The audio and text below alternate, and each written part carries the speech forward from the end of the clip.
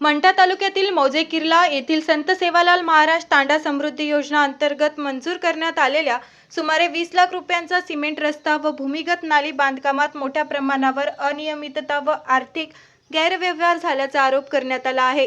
या प्रकरणाची सखोल चौकशी करून संबंधित अधिकारी, कंत्राटदार व जबाबदार व्यक्तींवर कठोर कारवाई करावी अशी मागणी करण्यात आली आहे।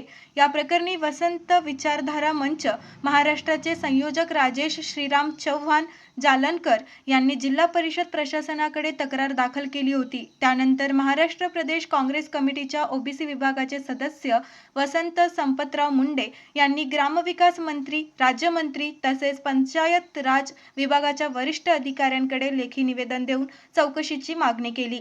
तक्रारीनुसार संबंधित रस्ता व नालीचे काम निकृष्ट दर्जाचे करण्यात आले असून साहित्याच्या गुणवत्तेबाबत तसेच मोजमाप व बिल मंजुरी प्रक्रियेतही अनियमितता झाल्याचा आरोप करण्यात आला आहे। निवेदनात शासन निधीचा गैरवापर झाल्यास संबंधितांवर कायदेशीर कारवाई करावी अशी मागणी करण्यात आली आहे। दरम्यान प्रशासनाकडून चौकशी सुरू झाल्याचे सांगण्यात येत असून पुढील कारवाईकडे ग्रामस्थांचे लक्ष लागले आहे।